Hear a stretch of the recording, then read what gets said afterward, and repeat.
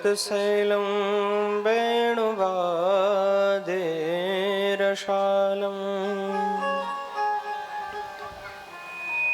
व्रजजनकुलपालं कामिनी केलिलोलम् तरुणतुलसीमालं नौमि गोपालबालम्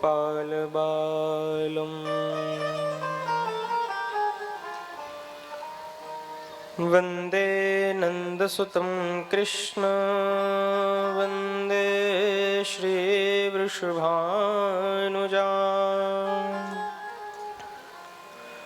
वृन्दावनं गोवर्धनं वन्दे व्रजवसुन्धरा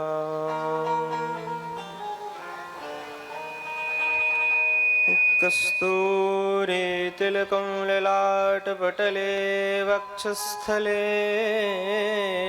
कौस्तुभम् नासाग्रे वरमौक्तिकं करतले वेणुः करे कङ्कणम् सर्वाङ्गे हरिचन्दनं सुललितं कण्ठे च मुक्तावली गोपस्त्रीपरिवेष्टितो विजयते गोपालचूडामणि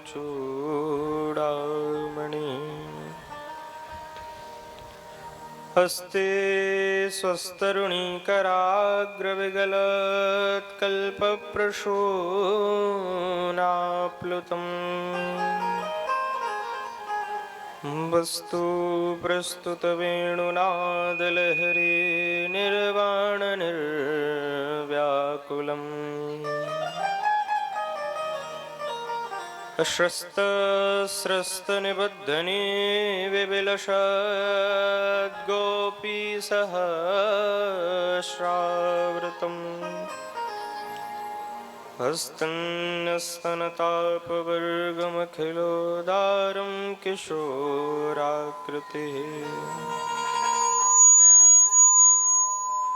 इयं प्रव्रजन्तमनुपेतमपेतकृत्यम् द्वैपायनो विरहकातर आजुहाव पुत्रेति तन्मयतया तरवोऽभिनेदो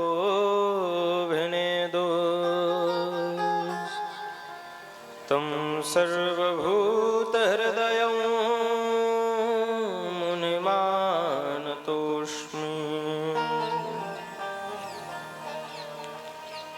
लक्ष्मीनाथसमारम्भाम् नाथयामुनमध्यमाम्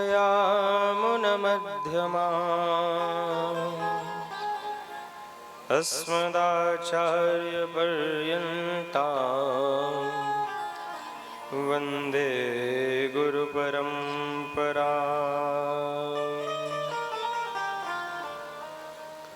गुरुर्ब्रह्मा गुरुर्विष्णु गुरुर्देवो महेश्वरः गुरुः साक्षात् परब्रह्म तस्मै श्रीगुरवे नमः। वसुदेवसुतं देवं कंसचाणूरमर्दनम् देवकी परमानन्दं कृष्णं वन्दे जगद्गुरुम् कृष्णं नारायणं वन्दे कृष्णं वन्दे व्रजप्रियं कृष्णं द्वैपायनं वन्दे कृष्णं वन्दे प्रथासुतम्। बोल वृंदावन बिहारी लाल की, श्री राधे रानी सरकार की, श्री राघवेंद्र सरकार की जय जय श्री राधे। आइए श्रीमद् भागवत की कथा में प्रवेश करने से पूर्व कलयुग के प्रभाव से जो सभी के हृदय में काम, क्रोध, मोह, मत्सर इत्यादि आकर बैठ गए हैं, उन सब विकारों को हटाना पड़ेगा पहले, क्योंकि भगवान की कथा सुनने से भगवान तो हृदय में आकर बैठ जाते हैं, पर आएंगे पर बैठने के लिए तो जगह मिलेगी नहीं, क्योंकि हृदय में पहले से ही विकार बैठे हुए हैं, काम, क्रोध, मोह, लोभ, और पहले से ही हृदय पूरा परिपूर्ण हो रखा है। तो पहले खाली करना पड़ेगा स्थान, तब आकर भगवान विराजित होंगे। तो खाली करने के लिए स्थान को संकीर्तन करना पड़ेगा। तो सभी भक्तवृंद बड़े प्रेम से कथा से पूर्व किंचित क्षण मात्रों के लिए श्री हरिनाम संकीर्तन का आश्रय लेंगे, फिर कथा में प्रवेश करेंगे। बोल हरि बोल हरि हरि हरि बोल, केशव माधव गोविंद बोल। बोल हरि हरि हरि बोल, केशव माधव गोविंद बोल।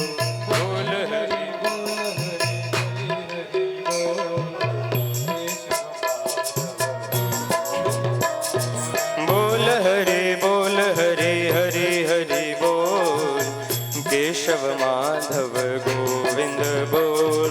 बोल हरि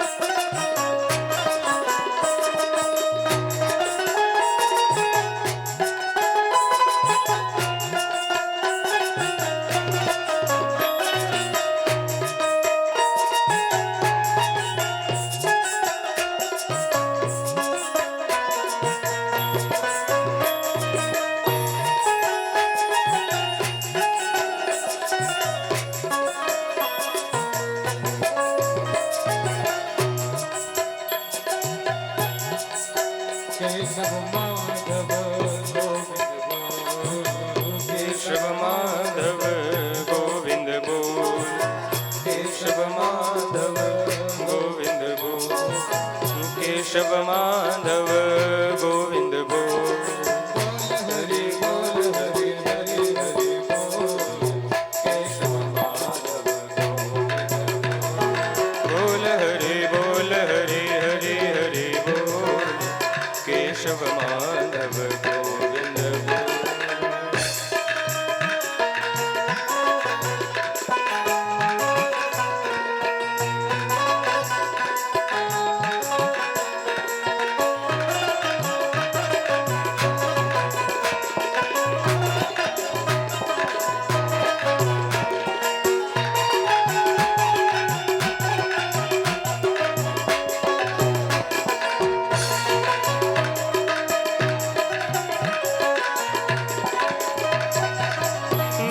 प्रभु का है सुखकारी, पाप कटेंगे क्षण में भारी।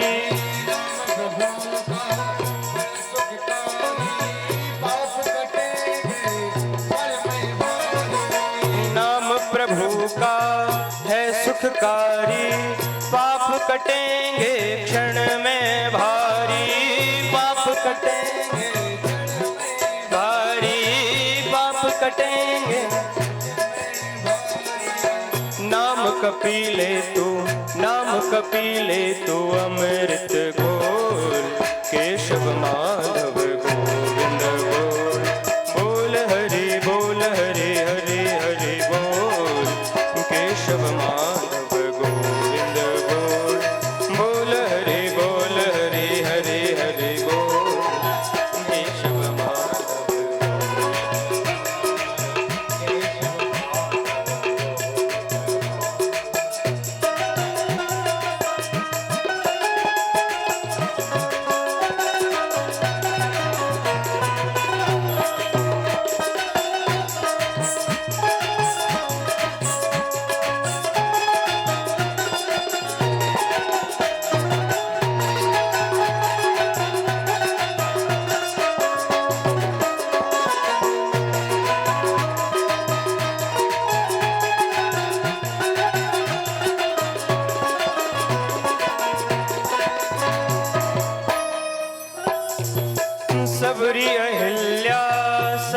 कसाई, नाम जपन से मुक्ति पाई। सब नाम जपन से मुक्ति पाई, नाम जपन से मुक्ति पाई, नाम जपन नाम की महिमा, नाम की महिमा है वे तो केशव माधव गोविंद बोल, बोल हरि बोल हरि हरि हरि बोल, केशव माधव गोविंद बोल, बोल हरि बोल, केशव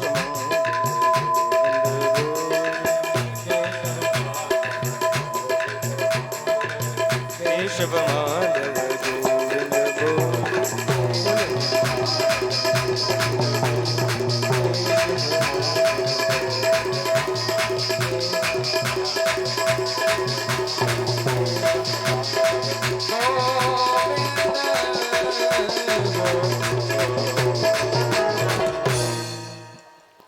बोल वृंदावन बिहारी लाल की, श्री राधे रानी सरकार की जय जय श्री राधे।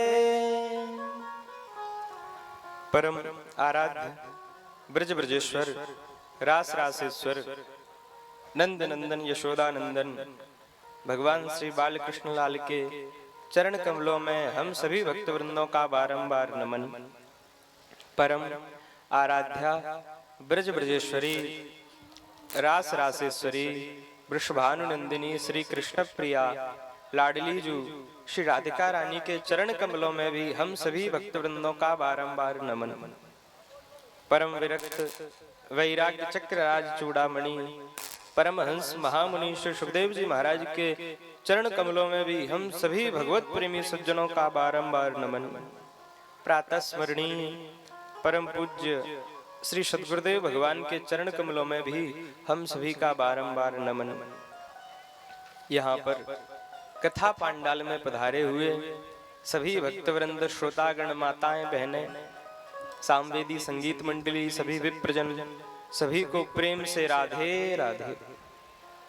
परम मंगलमय परात्पर अकारण करुणावरुणालय भक्तवांछा कल्प तरु तड़िद्युत विनिंदित मोर मुकुट सुशोभित पीतांबर मकराकृत कुंडलधारी गौ माता एवं मातृ शक्ति के हृदय मानस पटल पर विराजमान भगवान श्री नारायण स्वरूप बाल कृष्ण लाल की वांग्मयी प्रतिमूर्ति श्रीमद् भागवत महापुराण को हम सभी भक्तवृंद मनसा वाचा कर्मणा से प्रणाम करते हैं। आज श्रीमद् भागवत जी का द्वितीय दिवस है और कल हमने श्रीमद् भागवत जी का महात्म्य श्रवण किया। महात्म्य अर्थात महत्ता। यदि कोई व्यक्ति सच्ची श्रद्धा से मन को एकाग्र चित्त करके 7 दिनों तक श्रीमद् भागवत जी को श्रवण करे, मनन करे और चिंतन करे तो उसको क्या गति प्राप्त होगी। वेद व्यास जी महाराज भागवत जी में लिख रहे हैं, क्या कह रहे हैं कि दारिद्र दुख जरिदा हितानाम माया पिशाची परिमर्दितानाम संसार सिंधु परिपातितानाम क्षेमाय वै भागवतम प्रगर्जति। दारिद्र दुख जरिदा हितानाम, जो दरिद्र और दुख रूपी ज्वर से पीड़ित हैं, माया पिशाची परिमर्दितानाम, जिनको माया रूपिणी पिशाचिनी ने जकड़ रखा है और जो काल के ग्रास बनने वाले हैं। अब काल का ग्रास कौन बनने वाला है? काल अर्थात समय। तो एक ना एक ऐसा समय आने वाला है जब हम सभी की मृत्यु हो जाएगी, तो हम सभी काल के ग्रास हैं। तो काल के जो ग्रास बनने वाले हैं तो अब उनका उद्धार कैसे हो?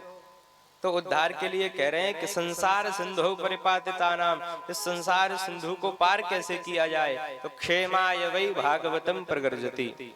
केवल भागवत जी अकेली गर्जना करते हुए कह रही हैं कि एक बार सच्ची श्रद्धा से हमको श्रवण कर लो, संसार सिंधु से भव सागर से पार हो जाओगे। केवल भागवत जी, जो व्यक्ति एकाग्र चित्त से भागवत जी को श्रवण कर लेता है उसको अन्य किसी साधन की आवश्यकता नहीं पड़ती। इस प्रकार श्री व्यास जी महाराज ने यह भागवत जी का महात्म्य श्रवण करवाया।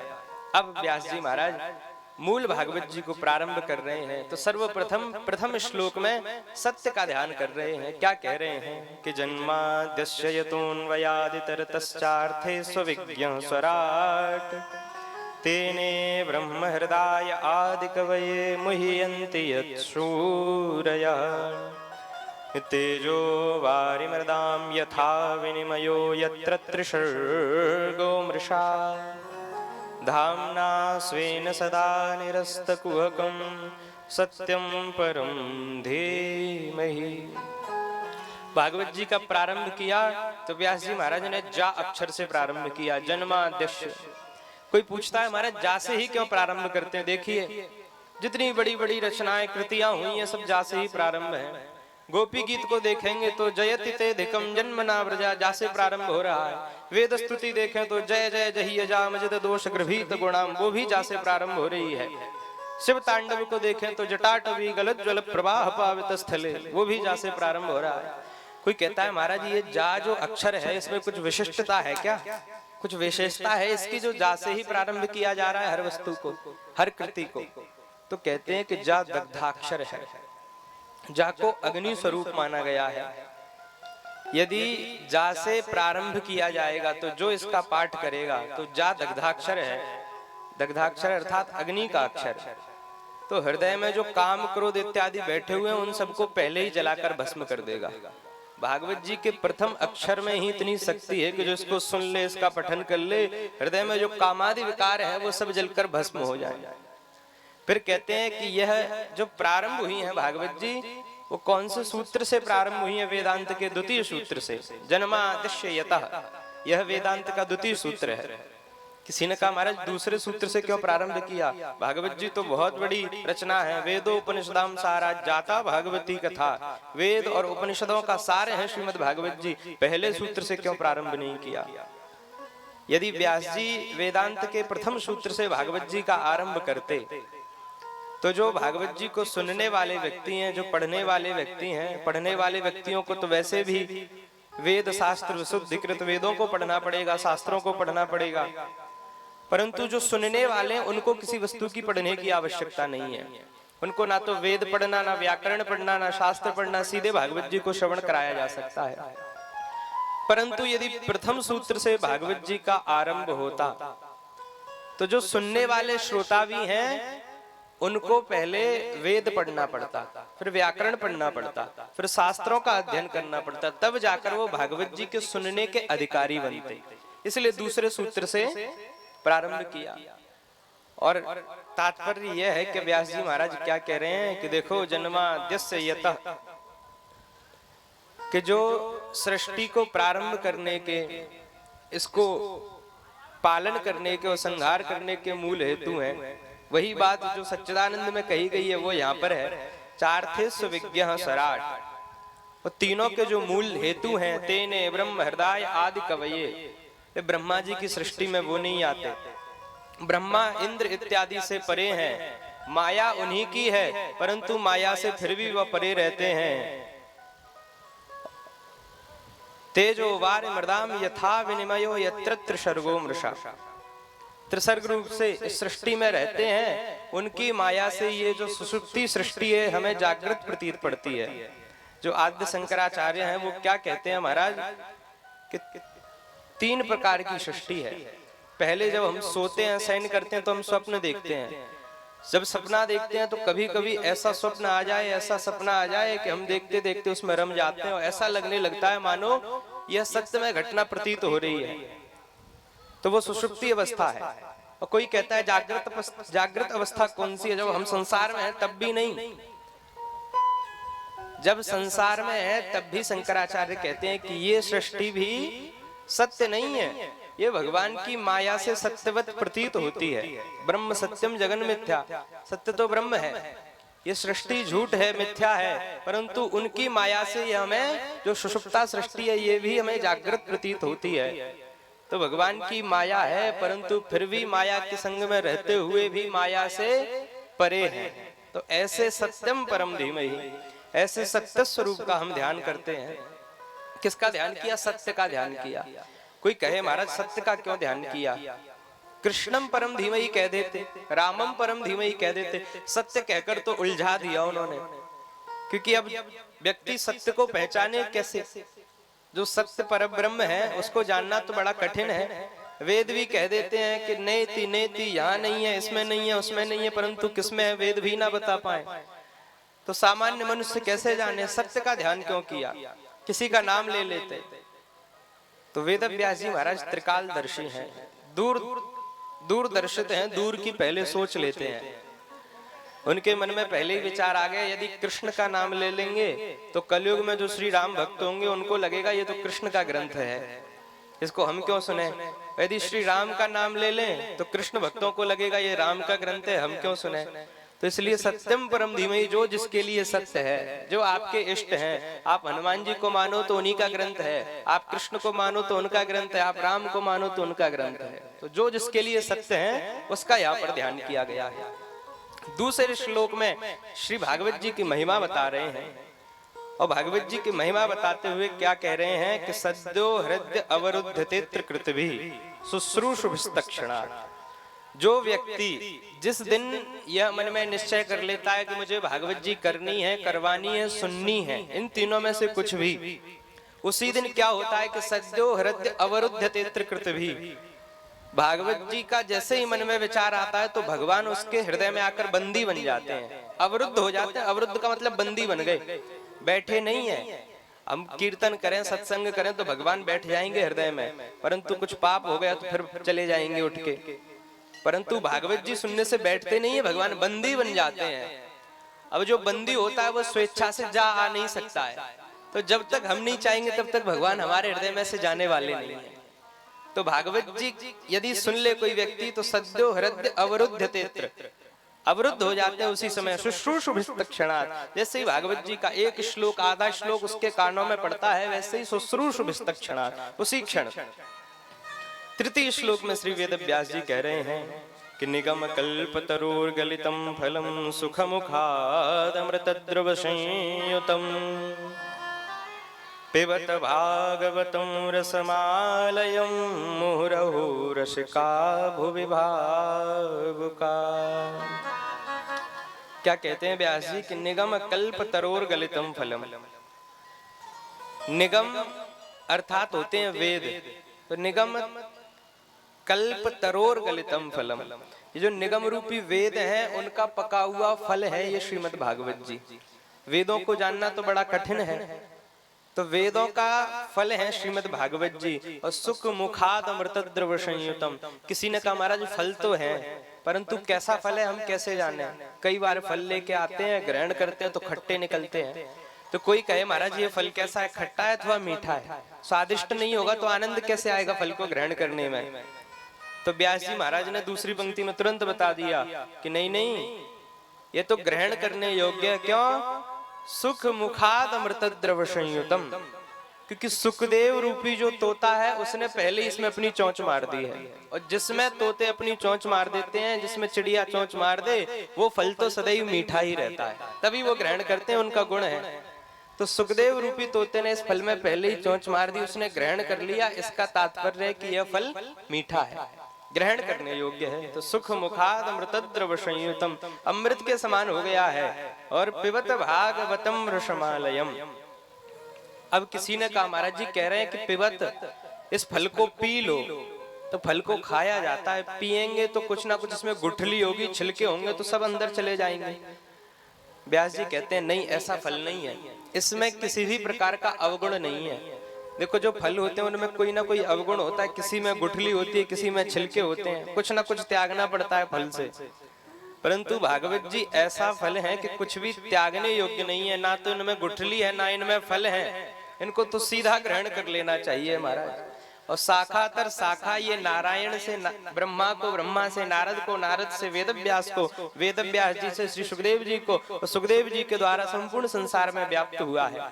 तो ऐसा भी नहीं है कि ऊपर से नीचे गिरा और मलिन हो गया, ये तो शाखा तर शाखा चलते हुए आ रहा है, तो बिल्कुल भी त्याज्य नहीं है। चाहिए हरि अनंत, हरि कथा अनंता, ये तो अनंत है, जितना मिले जहां मिले वहां ग्रहण करते चले जाओ। और चौथी पंक्ति में इसी श्लोक की में कह रहे हैं कि कैसे व्यक्तियों को ये ग्रहण करना चाहिए, कैसे व्यक्तियों को भागवत सुननी चाहिए। मोह रहो रसिका भुवि भावुका, जो रसिक जन है, जो भावुक जन है, उनको ये श्रीमद् भागवत जी श्रवण करनी चाहिए। क्योंकि यदि आप जब तक रसिक नहीं बनेंगे, जब तक भावुक नहीं बनेंगे, तब तक भागवत जी में आनंद नहीं आएगा। और अधिकारी वही है भागवत जी का जो रसिक है और भावुक है। तो इस प्रकार से वेदव्यास जी महाराज ने अनुबंध चतुष्टय का वर्णन किया, 3 श्लोकों में बड़ी सुंदर स्तुति की। तदुपरांत अब कथा आरंभ कर रहे हैं। व्यास जी कह रहे हैं कि नैम से निमिष क्षेत्रे ऋषय सौनकादय सत्रम स्वर्गाय लोकाय सहस्र सममाशत। नैमिषे निमिष क्षेत्रे, देवताओं के अति प्रिय नैमिषारण्य तीर्थ में ऋषयः सौनकादया 88,000 ऋषि एकत्रित होते हैं। क्यों? क्योंकि सत्रम स्वर्गाय लोकाय सहस्र सममासता, किसी अनुष्ठान के प्रयोजन से, किसी यज्ञ के प्रयोजन से सब इकट्ठे हुए और सहस्र सममासता, हजारों वर्षों तक चलने वाला यह यज्ञ है। सब ऋषि एकत्र होकर श्री सौनक जी महाराज को अपना मुखिया बनाते हैं। सूत जी महाराज स्नान करके जब चले आ रहे हैं तो सूत जी महाराज से प्रश्न करते हैं। ऋषियों ने सूत जी महाराज से 6 प्रश्न किए हैं। क्या क्या प्रश्न किए हैं कि त्वया खलु पुराणानि सेतिहासानि चानघ आख्यातान्यप्यधीतानि धर्मशास्त्राणि यान्यता। 6 प्रश्न किए, बड़े ध्यान से सुनिए। देखिए, ये जो 3 दिन की प्रारंभ की कथा होती है, ये तो कथा है, और चतुर्थ दिवस से कन्हैया का आगमन हो गया, फिर तो कथा कम है और आनंद ही आनंद है। तो ये गूढ़ कथाएं हैं, यदि आप इनको सुनने में आनंद लेंगे तो आपको मूल कथा समझ में आएगी। तो 6 प्रश्न किए हैं। सबसे पहला प्रश्न है, कहते हैं कि महाराज गोस्वामी बाबा कहते हैं पाप पयोनिधि जल बिनु मीना। जिस प्रकार जल के बिना मछली नहीं रह सकती, वैसे ही कलयुग में मनुष्य पापों के बिना नहीं रह सकता। तो पाप तो किसी ना किसी प्रकार से जाने अनजाने में हो ही जाएंगे। तो आप ये बताओ कि कलयुग में उद्धार कैसे होगा व्यक्ति का, मनुष्य का कल्याण कैसे हो। पहला प्रश्न पूछा कि मनुष्य का कल्याण कैसे होगा। दूसरा प्रश्न पूछते हैं कि मनुष्य का परम कर्तव्य क्या है, क्या करना चाहिए। तीसरा प्रश्न पूछते हैं कि महाराज भगवान अवतार क्यों लेते हैं। चौथा प्रश्न पूछते हैं यदि भगवान अवतार लेते भी हैं तो भगवान के कितने अवतार हैं। 4 प्रश्न हो गए। 5वां प्रश्न पूछते हैं महाराज त्वया खलु पुराणानि से इतिहासानि चानघा। बहुत पुराण हैं, बहुत शास्त्र हैं, इतिहास भी बहुत बड़ा है, परंतु आप हमें ये बताओ इन सब का सार क्या है। यदि व्यक्ति सब पुराणों के और सब वेदों के शास्त्रों के चक्कर में पड़ेगा तो अनंत शास्त्रम बहुलाश्च विद्या अल्पश्च कालो बहुविघ्नताचा। बहुत शास्त्र, बहुत विद्याएं हैं, ना तो सीख पाए ना जान पाए। तो महाराज इन सब का आप तो सार सुना दो। तो 5वां प्रश्न पूछा कि से इतिहासानि चानघा। बहुत पुराण, बहुत शास्त्र हैं, परंतु आप हमें इन सब का सार सुना दीजिए। और 6वां प्रश्न और अंतिम प्रश्न पूछते हैं कि जब भगवान श्री कृष्ण धराधाम को छोड़कर चले गए तो उनके जाने के बाद में धर्म ने किसकी शरण ग्रहण की। क्योंकि धर्म की बड़ी हानि हुई है जब कलयुग का आगमन हुआ है। तो जब कलयुग का आगमन हुआ, धर्म की हानि हुई है, तो धर्म ने फिर किसकी शरण ग्रहण की है। इस प्रकार 6 प्रश्न पूछे हैं। श्री सूत जी महाराज ने जब 6 प्रश्न सुने तो प्रश्नों का उत्तर देना प्रारंभ कर रहे हैं। उससे पहले मंगलाचरण करते हैं। और मंगलाचरण में क्या कह रहे हैं कि नारायणं नमस्कृत्य नरं चैव नरोत्तमं देवीं सरस्वतीं व्यासं ततो जयमुदीरयेत्। सूत जी महाराज बता रहे हैं कि जब भी भागवत जी श्रवण कर रहे हो तो पहले 3 लोगों का ध्यान कर लेना चाहिए। याद रखिए, भागवत जी जब भी श्रवण करें तो मंगलाचरण करें तो पहले 3 लोगों का ध्यान कर लीजिए। किस किस का? तो नारायणं नमस्कृत्य, जो मनुष्यों में सर्वश्रेष्ठ है नर नारायण ऋषि, तो नर नारायण का पहला ध्यान। फिर दूसरा किसका करना चाहिए कि देवीं सरस्वतीं, फिर माता सरस्वती का दूसरा ध्यान करना चाहिए। और तीसरा किनका ध्यान करना चाहिए? व्यासम, भगवान श्री वेदव्यास जी का। इन तीनों का ध्यान करने के पश्चात ही श्रीमद् भागवत जी में प्रवेश करना चाहिए। इस प्रकार तीनों का मंगलाचरण में ध्यान कर लिया श्री सूत जी महाराज ने, और कथा को आगे वर्णन कर रहे हैं और बताते हैं कि देखो मनुष्य का कल्याण कैसे हो सकता है और परम कर्तव्य क्या है। इन दोनों का सही से देखा जाए तो केवल एक ही उत्तर हो सकता है कि व्यक्ति, ऐसा नहीं है कि व्यक्ति कर्म करना छोड़ दे, क्योंकि व्यक्ति को कर्म तो करना ही है। हर कोई संत नहीं बन सकता, गृहस्थाश्रम को नहीं त्याग सकता है, परंतु गृहस्थाश्रम में भी रहो, कर्म भी करो, कर्तव्य पथ को मत भूलो। किसी ने पूछा महाराज हमारा परम कर्तव्य है क्या, क्या करना चाहिए हमें मूल? तो परम कर्तव्य है कि जीवात्मा और परमात्मा एक प्रकार से साधातया देखा जाए तो दोनों मित्र हैं, जीवात्मा और परमात्मा। एक दिन बहुत समय हो गया रहते रहते संग में, जीवात्मा ने परमात्मा से कहा कि देखो मित्र, संग में रहते हैं, रहते रहते अब तो परेशान हो गए हैं, एक काम करते हैं कोई खेल खेलते हैं। परमात्मा ने क्या खेल खेलना है? जीवात्मा ने कहा कि छुपन छुपाई का खेल खेलते हैं, हम छुप जाएं, आप हमें ढूंढना, आप छुप जाओ, हम आपको ढूंढेंगे। परमात्मा ने कहा ठीक है। तो पहले जीवात्मा छुपा। जब संसार का प्रलय हुआ तो संपूर्ण संसार और जीव जितने भी थे सब भगवान के अंदर ही समा गए। तो जीवात्मा को जब छुपना था तो वो प्रभु के अंदर ही सम्मिलित हो गया, उनमें ही छुप गया। परंतु भगवान ने, परमात्मा ने जीवात्मा को ढूंढ लिया, तो अपने अंदर से उसको पुनः प्रकट किया और अपनी माया से सृष्टि को आरंभ किया। अब जब जीवात्मा की बारी आती है कि अब जीवात्मा को ढूंढना है परमात्मा को, तो परमात्मा छुप जाता है और माया अब जीवात्मा को जकड़ रही है। जीवात्मा संसार में आ गया है, परंतु धीरे धीरे परमात्मा को भूलता चला जा रहा है। प्रेम से बोलिए राधे राधे। देखिए जीवात्मा संसार में आ गया, परंतु धीरे धीरे परमात्मा को भूलता जा रहा है। तो परमात्मा ने विचार किया कि ब्रह्म को जानना बड़ा कठिन है, तो परमात्मा अपने अवतार धारण करके आने लग गए। कभी कुछ बनाते, कभी कुछ बनाते, परंतु फिर भी जीवात्मा यदि परमात्मा को नहीं ढूंढ पाया तो फिर परमात्मा ने क्या किया, बोले मूर्ति पूजा प्रारंभ हो गई कि अब तो मंदिरों में भी आकर भगवान बैठ गए, परंतु व्यक्ति विशेष के पास में अब इतना समय नहीं है कि मंदिर में जाकर वो भगवान के पास में अर्चना पूजन कर सके। तो भगवान ने विचार किया, बोले अब तो इतना व्यस्त हो गया है ये, और ये सब नाट्य ही तो, ये सब नाटक ही तो है। एक दिन ऐसा सवेरा होगा जब हम सब जाग जाएंगे और भगवान से मिल जाएंगे। अभी यही समझिए कि हम सुसुप्ता अवस्था में सो रहे हैं, ये सब मिथ्या है, सब झूठ है। एक दिन नेत्र खुलेंगे और परमात्मा के पास में सब होंगे। तो परमात्मा ने सोचा मंदिर में भी नहीं आ सकता, तो एक काम करते हैं हम ही स्वयं इसके पास में चले जाते हैं। परमात्मा सबके हृदय में आकर विराजित हो गए, परंतु व्यक्ति इतना मूड बन गया है, ना तो भगवान के मंदिर जाता है, वहां जाके भजन नहीं करता, और घर पे भी रहेगा तो भी भजन नहीं करता। तब तो परमात्मा ने कहा भैया इसकी गति क्या प्रदान करें, बताओ। इसके समक्ष में आकर बैठ गए तब भी नहीं आ पा रहा है, इसके भीतर आके बैठ गए तो भी भजन नहीं कर रहा है। तो मनुष्यों का कल्याण कैसे होगा कि सत्संग करो, कीर्तन करो, भगवान का भजन करो, ये हमारा परम कर्तव्य है। और यदि आप गृहस्थाश्रम में हैं तो गृहस्थों की तरह कर्म करते रहिए, अपने परम कर्तव्य को कभी मत भूलिए। कर्म करते हुए कर्तव्य पथ का पालन कीजिए। इस प्रकार दो प्रश्नों का उत्तर श्री सूत जी महाराज ने दिया। तदुपरांत सूत जी महाराज कहते हैं कि आपका तृतीय प्रश्न क्या था कि भगवान अवतार क्यों लेते हैं। तो देखो भगवान क्यों अवतार लेते हैं, भगवान स्वयं गीता जी में बता रहे हैं कि यदा यदा हि धर्मस्य ग्लानिर्भवति भारत अभ्युत्थानम अधर्मस्य तदात्मानं सृजाम्यहम्।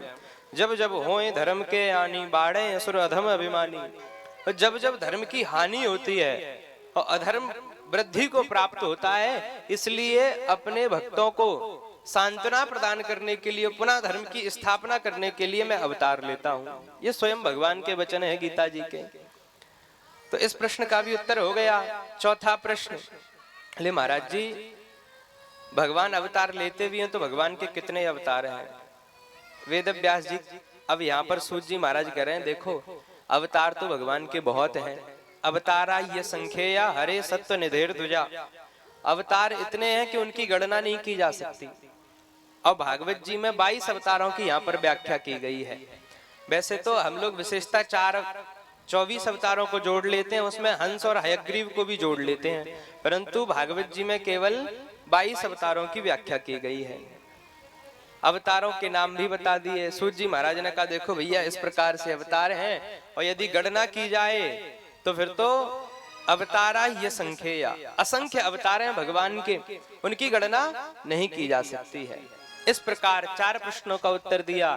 5वां प्रश्न क्या है कि महाराज त्वया खल पुराणानि से इतिहासानि चानघा, बोले पुराण शास्त्र और इतिहास ये तो बहुत बड़े बड़े हैं, परंतु आप तो हमें मूलतः ये बता दो कि इन सब का सार क्या है। तो अब श्री सूत जी महाराज कहते हैं कि वेदोपनिषदाम सारा जाता भागवती कथा, ये हमने आपको महात्मा ही बता दिया है कि वेद उपनिषदों का जो सार है वो तो भागवत जी ही है।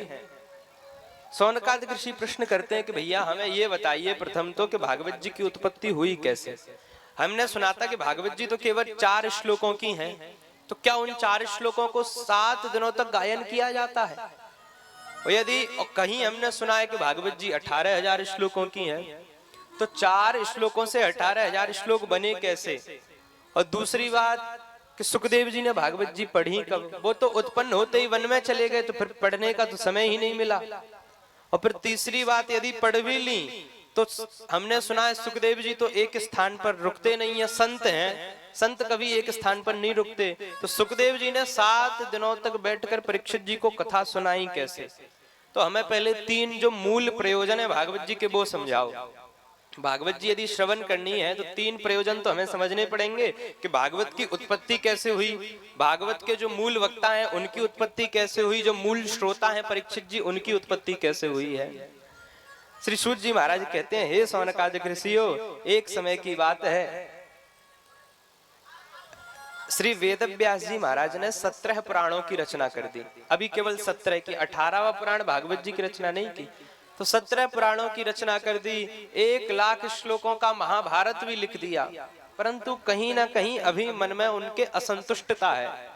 किसी ने पूछा संतुष्ट क्यों नहीं है? तो वेदव्यास जी त्रिकालदर्शी हैं, भगवान के ही रूप हैं, भगवान का एक अवतार वेदव्यास जी भी हैं।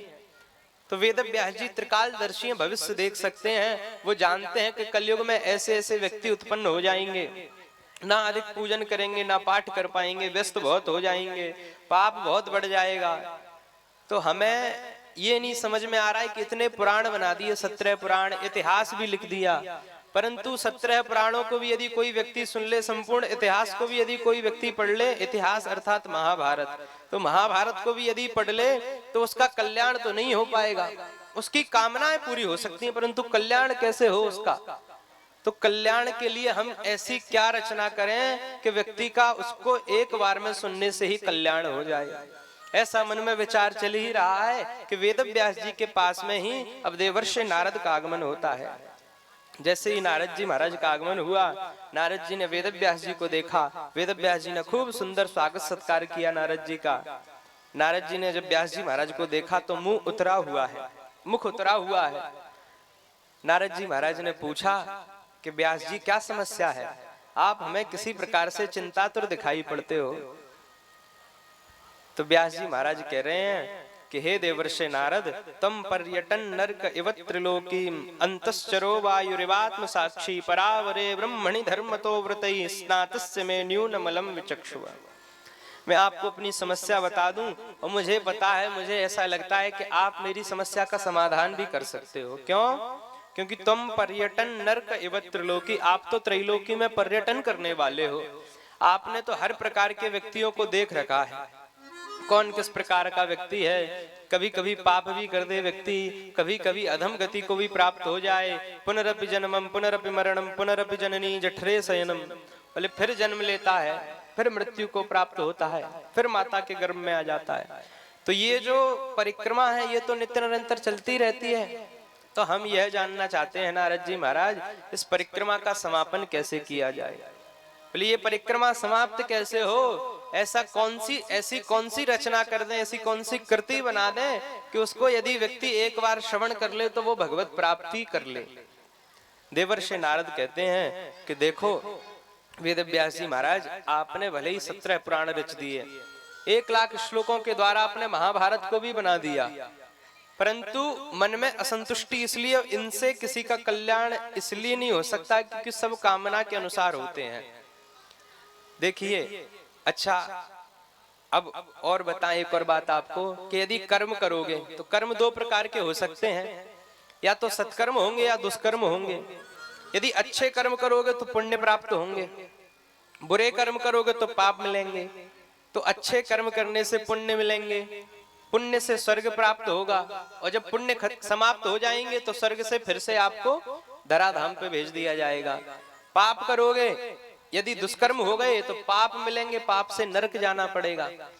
तो फिर नरक जब पूरा भोग लोगे उसके बाद में फिर पृथ्वी पर आना पड़ेगा। तो इसमें परिक्रमा समाप्त कहाँ हो रही है? बोले महाराज कर्म तो हम खूब कर रहे हैं, सत्कर्म भी कर रहे हैं, परंतु जब भी कर्म करते हैं तो स्वर्ग में चले जाते हैं और पुण्यों को भोग कर फिर धराधाम पे आ जाते हैं। तो इसमें मुक्ति कहाँ है? तो श्री सूत जी महाराज और यहाँ पर देवर्षि नारद यही बताना चाहते हैं कि आपने जितने ग्रंथों की रचना की है सब अच्छे अच्छे ग्रंथ हैं, यदि उनको कोई करवाएगा तो खूब लाभ मिलेगा, परंतु वो सब कामनाओं वाले ग्रंथ हैं। जितने देवताओं के ग्रंथ आपने बनाए हैं वो सब कामनाओं के अनुसार आपको पुण्य प्राप्त करवा देंगे। यदि गणेश जी की उपासना करोगे तो बुद्धि बढ़ जाएगी, लक्ष्मी की उपासना करोगे तो धन प्राप्ति होगी, उमा शंकर की उपासना करोगे तो दंपति में बनी रहेगी, महादेव की उपासना करोगे तो विद्वान हो जाओगे। परंतु महाराज इन सब की उपासना करेंगे तो हमारी कामनाएं पूर्ण होंगी, हमारी मुक्ति कैसे होगी? तब देवर्षि नारद कहते हैं यदि मुक्ति के लिए करना है तो अकामः सर्व कामो वा मोक्ष कामो दारधि, तो आप फिर भगवान श्री कृष्ण के कोई ग्रंथ की रचना कीजिए। अब वेद व्यास जी कहते हैं कि किसकी रचना करें महाराज? तो देवर्षि नारद कह रहे हैं देखो वेद व्यास जी महाराज, यदि आप उनके किसी ग्रंथ की रचना करेंगे, उस ग्रंथ को कोई श्रवण कर ले, कोई पढ़ ले और कहीं से कर्णों में उसके शब्द पड़ गए हैं तो भगवान तो इतने दयालु हैं कि तुरंत कृपा कर देते हैं। और तो और अब देवर्षि नारद स्वयं का जो पूर्व जन्म का वृत्तांत है उसको भी सुनाते हैं। देवर्षि नारद कह रहे हैं कि देखिए वेद व्यास जी महाराज, मैं पूर्व जन्म में, आपको पता है कौन था? मैं पूर्व जन्म में दासी का पुत्र था। तो मैं दासी का पुत्र था अपने पूर्व जन्म में, मेरे यहाँ पिताजी नहीं थे। तो जिस नगर में रहते उस नगर में यदि संतों का आगमन होता तो मेरी माताजी उन संतों की पत्तलें उठाया करती और मैं उन संतों की खूब सेवा करता। एक समय की बात है, चातुर्मास्य का समय था, जो वर्षा के 4 महीने होते हैं उनको चातुर्मास्य कहते हैं, उनमें संत कहीं भ्रमण नहीं करते। तो चातुर्मास्य का समय था, हमारे नगर में संतों का आगमन हुआ। तो 4 महीनों तक, बोले 4 माह तक मेरी मैया ने खूब सेवा की संतों की, मैंने खूब संतों की सेवा की है। और जब भी संत तो जहाँ रहते हैं सत्संग करते हैं, तो जो भी संत सत्संग करते मैं भी बैठ जाता, सत्संग सुनता खूब प्रेम से। और उन संतों की ऐसी कृपा हुई, ऐसा सत्संग का प्रभाव हुआ कि मेरा मन तो अब हरि कीर्तन में लग गया, भगवान के चरणार बिंदों में मेरी रति हो गई। एक दिन की बात है, जब चातुर्मास्य पूर्ण हुआ, 4 महीने बीते, तो जो संत हैं वो तो प्रस्थान करने लग गए, तो मैं भी संतों के संग में लग गया। मैंने कहा देखो अब तो प्रभु यदि आपने हाथ थाम लिया है तो छोड़ो मत, हमें भी संग में लगा ही लो। परंतु वहां पर मेरी माता ने मुझे रोक लिया। माता ने संतों से कहा कि 4 महीनों तक आपकी सेवा की और आप मेरे बालक को भी यदि अपने संग में ले जाओगे तो मेरी तो वृद्धावस्था का, बुढ़ापे का जो सहारा है वो भी चला जाएगा, तो सेवा का फल कहाँ मिलेगा मुझे? तो संतों ने नारद जी मुझे समझाया, तब मैं वहां पर रुका। अब जब मैं रुक रहा हूं तो मैंने कहा देखो भगवान के भजन के बिना तो मैं नहीं रह सकता हूं, आप कुछ तो ऐसा मुझे मंत्र बता दो कि उस मंत्र का मैं जाप करते रहूं, भगवान मुझे भूले नहीं। तो संतों ने मुझे द्वादशाक्षर मंत्र का उपदेश दिया। द्वादशाक्षर मंत्र, कौन सा मंत्र है द्वादशाक्षर? ओम नमो भगवते वासुदेवाय, ये द्वादशाक्षर मंत्र है। संतों ने मुझे द्वादशाक्षर मंत्र का उपदेश दिया। संत चले गए, मैं नित्य निरंतर द्वादशाक्षर मंत्र का ही अब तो जाप करते रहता हूँ, कीर्तन करते रहता हूँ। एक दिन की बात है, मेरी मैया गौ माता को चारा डालने के लिए गई थी। उसी समय एक सर्प का आगमन होता है और सर्प ने मेरी मैया को जैसे ही डसा वैसे ही मेरी मैया की मृत्यु हो गई। अब मृत्यु हो गई मैया की, मैंने दाह संस्कार इत्यादि संपन्न किया है, अब मैं अकेला घर पे बच गया। अब मैंने मन में विचार किया अब तो माता जी भी नहीं रही, अब तो घर पे कोई है भी नहीं। तो मेरे मन में वैराग्य उत्पन्न हो गया। अब मैंने भी विचार कर लिया कि अब तो सब घर बार त्याग कर वन में जाकर खूब भगवान का भजन करूंगा। सब कुछ त्याग दिया मैंने वेद व्यास जी, और मैं वन में जाकर खूब सुंदर सुंदर भगवान का भजन करने लग गया। ओम नमो भगवते वासुदेवाय इस मंत्र का जाप करने लग गया। परंतु बहुत समय हो गया जाप करते करते, और मुझे भगवत प्राप्ति नहीं हुई, भगवान नहीं मिले मुझे। तो मन में संदेह आ गया, मन में शंका आ गई कि पता नहीं भगवान मिलेंगे भी कि नहीं मिलेंगे। जैसे ही मन में शंका आती है वैसे ही नारायण मुझे अपनी एक छटा दिखा देते हैं। जैसे ही नारायण को मैंने देखा है, जैसे एक किरण मेरे नेत्रों पर पड़ी है और दिखा के एक छटा तुरंत वहां से अदृश्य हो जाते हैं। तो अब तो मैं उस छवि को ढूंढने लग गया अपने चारों ओर। उस छवि को जब अपने चारों ओर ढूंढने लग गया, जब नहीं मिलते हैं मुझे, तो मैं तो रुदन करने लग जाता हूँ, वियोग में आ जाता हूँ। उसी समय आकाशवाणी होती है और आकाशवाणी बताती है कि देखो इस जन्म में तो तुम्हें नारायण की प्राप्ति नहीं हो पाएगी, परंतु जब इस सृष्टि संपूर्ण सृष्टि का प्रलय होगा तो तुम भी भगवान में समा जाओगे। तदुपरांत जब सृष्टि का पुनर्आरंभ होगा तो ब्रह्मा जी के मानसिक पुत्र बनके तुम उत्पन्न होगे, तब जाकर तुम्हें नारायण की प्राप्ति होगी। तो श्री वेद व्यास जी महाराज, उस जन्म में मैंने खूब भजन किया, तब जाकर मुझे यह गति प्राप्त हुई है। मैं ब्रह्मा जी का मानसिक पुत्र बनके उत्पन्न हुआ हूँ। और अब तो जहां जाता हूँ त्रिलोकी में, वहां भगवत नाम का उच्चारण करते रहता हूँ, गायन करते रहता हूँ। तो आप भी ऐसा कोई कार्य करिए कि जिससे मनुष्यों का कल्याण हो, परंतु कैसा कार्य करिए? किसी प्रकार की कथा का निर्माण कीजिए, किसी प्रकार के पुराण का निर्माण कीजिए, परंतु अकामः सर्व कामो वा मोक्ष कामोदार्दी, मोक्ष की कामना से, और संसार की वस्तुओं की किसी प्रकार की कामना नहीं, मोक्ष की कामना से आप किसी पुराण का निर्माण कीजिए। वेद व्यास जी ने कहा कि किसका निर्माण करें? तब श्री देवर्षि नारद ने चतुश्लोकी श्रीमद् भागवत जी का व्यास जी महाराज को उपदेश दिया है।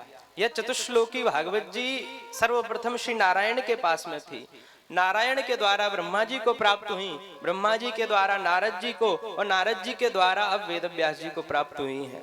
देखिए, पहले पूर्व जन्म में श्री देवर्षि नारद दासी के पुत्र थे, परंतु संगति का ऐसा असर, संतों का संग मिल गया, साथ नहीं मिला, संग मिला। साथ तो वह होता है, संतों का साथ करोगे तो यहां से चलोगे, बीच में छूट जाओगे। साथ तो क्षण भंगुर होता है, परंतु संग सदैव चलता है। तो संतों का संग मिल गया महाराज, और ऐसी संगति मिली है। हमने आपको कल ही बताया था कि कीटोपी सुमना संगाद आरोहति सताम सिरह। ये पुष्प की संगति पाकर एक कीड़ा भी यदि ना देखे तो देवताओं के सिर पर चढ़ जाता है। तो उसी प्रकार नारद जी महाराज मानो बताना चाह रहे हैं कि देखो, हम तो अधम थे, परंतु संतों का ऐसा संग मिला कि हमारी भी सदगति हो गई, हमें भी नारायण से मिलन हो गया है। इसलिए जो संत हैं और जो भक्तजन हैं वो सदैव गाते रहते हैं कि भैया सत्संग में जाओ, संतों का संग करो। अरे संतन के संग लाग रे, वो तेरी अच्छी बनेगी। संतन के संग लाग रे, तेरी अच्छी बनेगी। संतन के संग लाग रे, वो तेरी अच्छी बनेगी। संतन के संग लाग रे, तेरी अच्छी बनेगी। अच्छी बनेगी तेरी बिगड़ी बनेगी, अच्छी बनेगी तेरी बिगड़ी बनेगी। अच्छी बनेगी तेरी बिगड़ी बनेगी, अच्छी बनेगी तेरी बिगड़ी बनेगी। होए तेरो बड़ो भाग रे, तेरी अच्छी बनेगी। संतन के संग लाग रे, तेरी अच्छी बनेगी।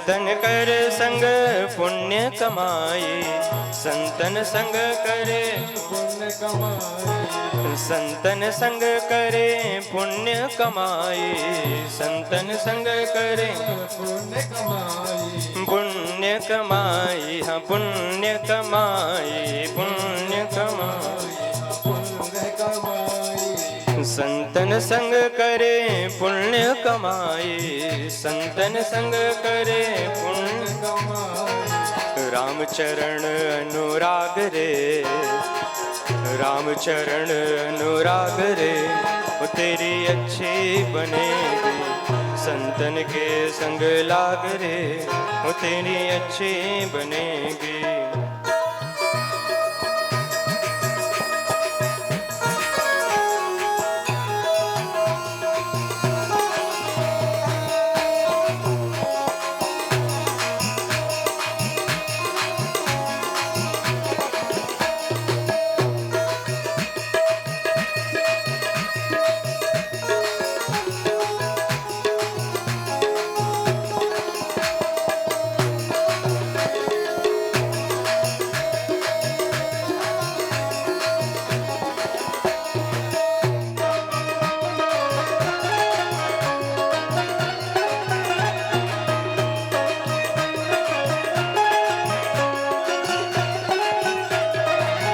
कागा से तोहें हंस करेंगे, कागा से तोहें हंस करेंगे, कागा से तोहें हंस करेंगे, कागा से तोहें हंस करेंगे, हंस करेंगे, हाँ हंस करेंगे, हंस करेंगे, हाँ हंस हंस करेंगे, कागा से तोहें हंस करेंगे, कागा से तोहें हंस करेंगे, मिट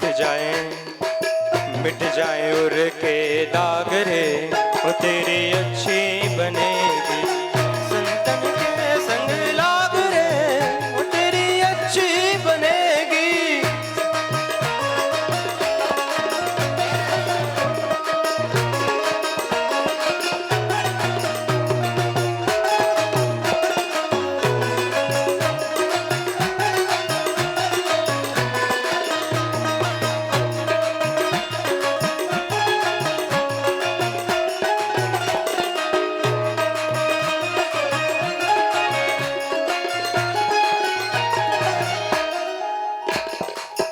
मोह निशा में बहुत दिन सोए, मोह निशा में बहुत दिन, मोह निशा में बहुत दिन सोए, मोह निशा में बहुत दिन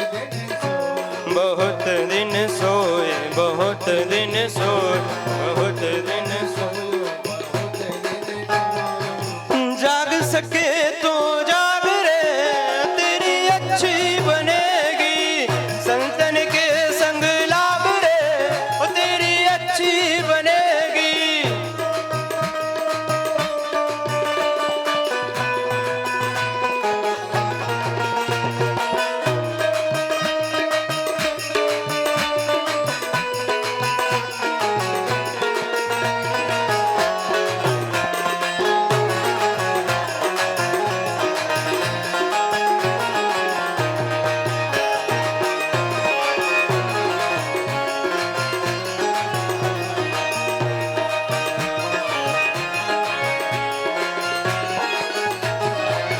ध्रुव जी की बन गई प्रहलाद जी की बन गई, ध्रुव जी की बन गई प्रहलाद, ध्रुव जी की बन गई प्रहलाद जी की बन गई, ध्रुव जी की बन गई प्रहलाद,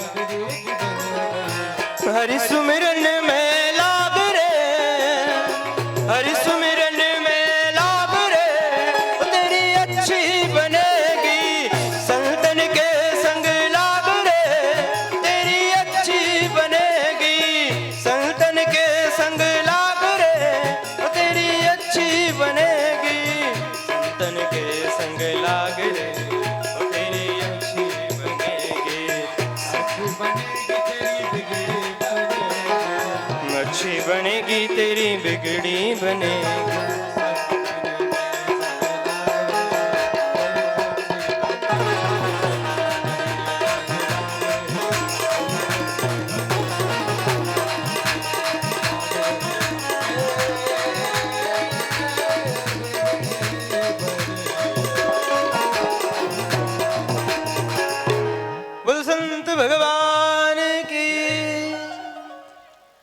तो इस प्रकार देवर्षि नारद मानो समझाना चाहते हैं कि संतों की संगति करो भैया। यदि संतों की संगति करोगे तो जब अधम से अधम को तारा है तो फिर आपको भी बोलो प्रेम से राधे राधे। तो इस प्रकार देवर्षि नारद ने वेद व्यास जी महाराज को समझाया। वेद व्यास जी को बताया, देखो व्यास जी, कामनाओं के अनुसार तो आपने विभिन्न देवताओं की ग्रंथों की रचना कर दी है, परंतु अब तो आप गोविंद के ग्रंथ की रचना करो। चतुश्लोकी श्रीमद् भागवत जी का उपदेश दिया है और उन्हीं चार श्लोकों में से केवल मात्र श्री वेद व्यास जी महाराज ने 18,000 श्लोकों का निर्माण कर दिया। अब भागवत जी बनकर तैयार हो गई, भागवत जी की रचना हो गई। अब भागवत जी के वक्ता की बारी है। तो भागवत जी के वक्ता के बारे में यदि जानना है तो हमें ऐसे जानना पड़ेगा। देखो, प्रारंभ से जानते हैं कि भागवत जी के वक्ता हैं श्री सुखदेव जी महाराज। तो उनकी उत्पत्ति कैसे हुई है। एक समय की बात है, कैलाश पर्वत पर माता पार्वती बैठी हुई हैं और भगवान शिव ध्यान मग्न है। इतने में देवर्षि नारद का आगमन होता है। नारद जी जैसे ही आते हैं तो आज नारद जी कुछ संतुष्ट नहीं है, मुखमंडल पे कुछ चिंता है किसी प्रकार की। तो जैसे ही नारद जी का आगमन हुआ वैसे ही मैया पार्वती ने खूब स्वागत किया कि आओ बालक नारद, कैसे आगमन हुआ। तो नारद जी कहते हैं, मैया क्या बताएं, आजकल संसार में ऐसे ऐसे दंपति हो गए हैं, बोले आजकल जो पति हैं वो अपनी पत्नियों से बहुत बातें छुपाने लग गए हैं, बताते ही नहीं, ऐसे ऐसे लोग हो गए कलयुग के प्रभाव से। तो मैया पार्वती कहती है, देखो पृथ्वी पर जैसे तैसे हो गए हो, परंतु हमारे स्वामी तो ऐसे नहीं है, हमें हर बात बताते हैं। अब देवर्षि नारद तो आए ही इसलिए थे। देवर्षि कहते हैं, अरे मैया अब क्या बताएं, अभी कुछ बोल देंगे तो आपस में आप लोग विवाद कर लोगे। तो मैया कहती है, नहीं नहीं तुम तो बोलो बालक। बोले हमारे स्वामी ऐसे नहीं, हमको सब बातें बताते हैं। बोले नहीं नहीं मैया, हमें तो लगता है कि आपके स्वामी भी आपसे बातें छुपाते हैं। मैया कहती है, कैसे बात करते हो। बोले आज तक हमारे स्वामी ने हमसे कोई बात नहीं छुपाई। नारद जी कहते हैं, अच्छा एक बात पूछें फिर। मैया कहते हैं, पूछो। नारद जी कहते हैं, तो भगवान के जो गले में 108 मुंडों की माला है वो किन के मुंडों की माला बताओ। मैया कहती हैं, वो तो हमें नहीं पता। तो देवर्षि नारद कहते हैं, देखा मैया, मैं आपसे पहले ही बोल रहा था कि पति तो अपनी पत्नी से बहुत बातें छुपाते हैं, और देखो आज तो भगवान शिव ने भी आपसे बातें छुपा ली और आपको बताया नहीं। तो मैया कहती हैं, बोले आने तो आज उनको हम बताते हैं। आज तो मैया केश खोलकर कोप भवन में जाकर बैठ गई। जैसे ही भगवान शिव का आगमन हुआ, और शिव जी तो सब जानते हैं सर्वांतर्यामी, नारद जी का आगमन हुआ है तो नारद जी कुछ ना कुछ करके तो गए ही होंगे। शिव जी जैसे ही आते हैं तो पूछते हैं, देवी क्या हुआ। माता कहती है, अब क्या बताएं, आप तो आजकल हमसे बहुत बातें छुपाने लग गए हैं, हमें बताते ही नहीं है।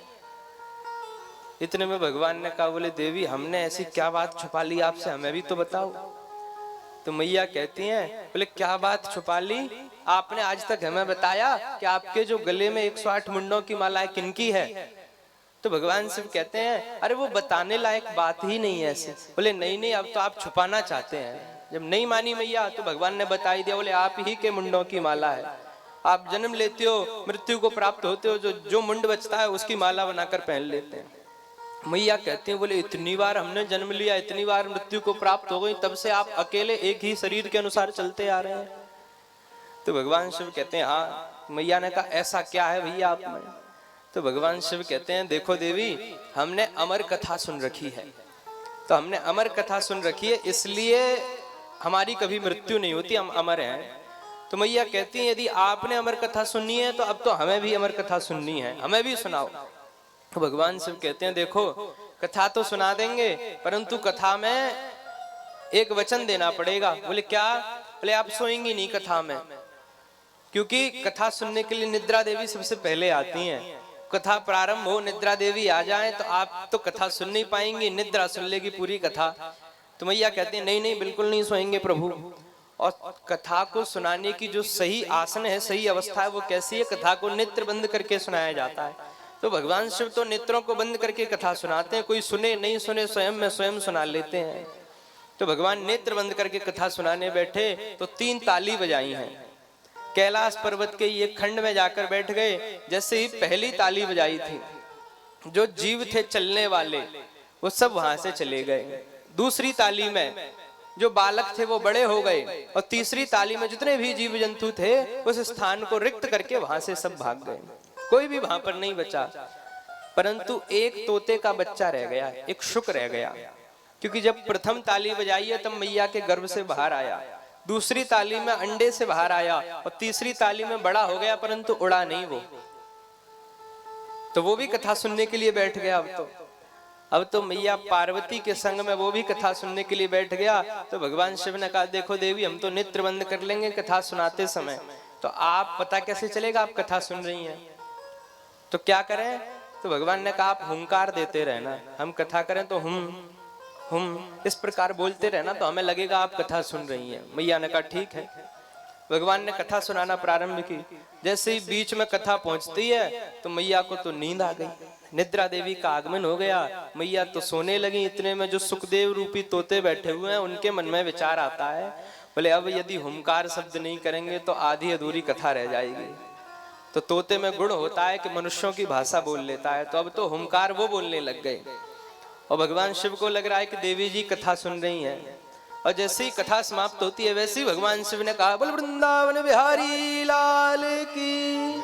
सबसे अंत में जैसे ही जयकारा लगाया वैसे ही मैया उठी कि स्वामी कथा पूरी हो गई।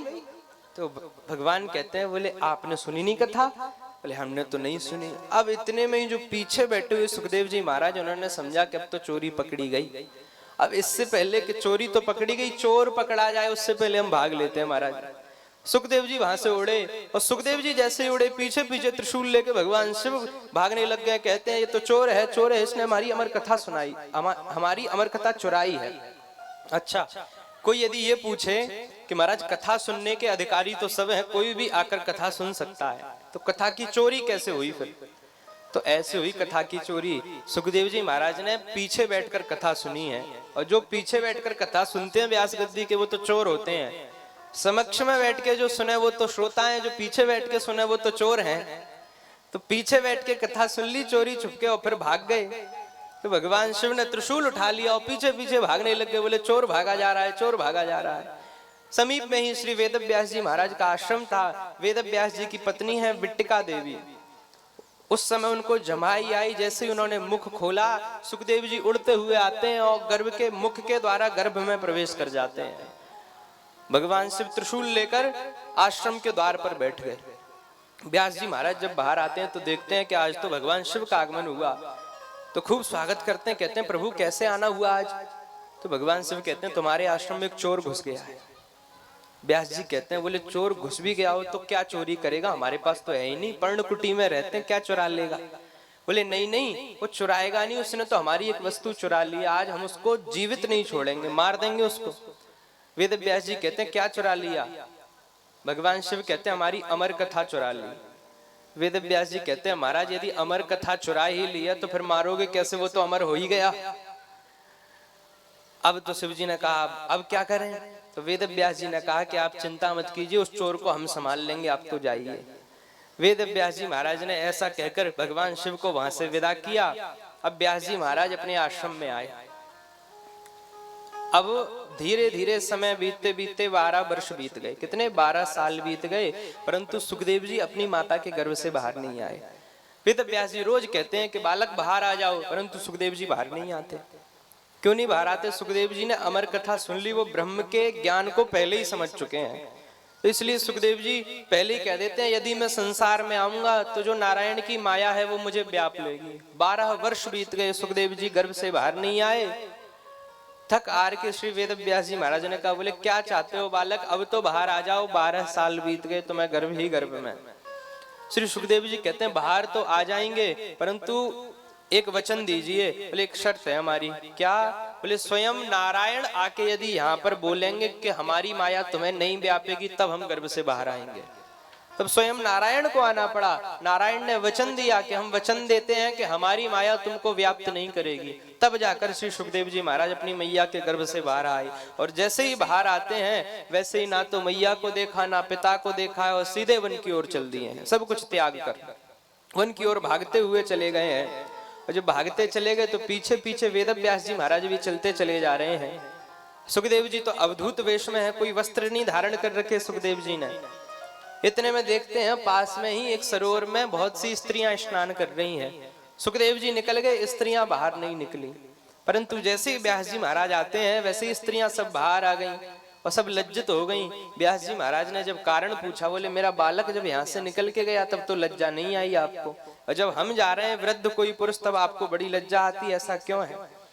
तो उन स्त्रियों ने कहा, देखो हे वेद व्यास जी महाराज, आपको पुरुष स्त्री का भेद का ज्ञान पता है, आपको पुरुष स्त्री के भेद का ज्ञान है, परंतु आपका जो पुत्र है वो तो हर जगह ब्रह्म ही ब्रह्म को देखता है, उसको तो पुरुष और स्त्री में भेद भी नहीं पता, तो इसलिए हम उसके समक्ष में बाहर नहीं आए। जैसे ही श्री वेद व्यास जी ने यह बात सुनी तो वेद व्यास जी वहीं पर सुखदेव जी को छोड़कर पुनः अपने आश्रम में वापस आ गए। वो जो स्त्रियां हैं वो कोई सामान्य स्त्रियां नहीं थी, वो वेदों की साक्षात ऋचाएं थी। उन्होंने आकर स्वयं श्री वेद व्यास जी महाराज को समझाया, तब जाकर वेद व्यास जी माने। अब वेद व्यास जी अपने आश्रम में वापस आ गए, श्रीमद् भागवत जी की रचना कर दी। अब मन में विचार कर रहे हैं कि श्रीमद् भागवत जी तो सर्वोत्तम पुराण है, सर्वोत्तम ग्रंथ है, तो अब रचना तो कर दी, लेकिन अब इसका अध्ययन किसको करवाएं, इसको पढ़ाएं किसको? इतने में मन में विचार आया कि मेरा ही बालक है, मेरा ही पुत्र है सुखदेव, वो बड़ा तेजस्वी है, उसको ब्रह्म का ज्ञान है, वो ब्रह्म ज्ञानी है, तो उसको ही इस ग्रंथ को पढ़ाया जा सकता है। परंतु अब उसको अपने आश्रम में बुलाऊं कैसे? वो तो आएगा ही नहीं। तो क्या किया, वेद व्यास जी ने अपने सब शिष्यों को बुलाया और शिष्यों को भागवत जी के 2 श्लोक पढ़वा दिए। सब शिष्यों ने भागवत जी के 2 श्लोक याद कर लिए। जब भी वन में लकड़ी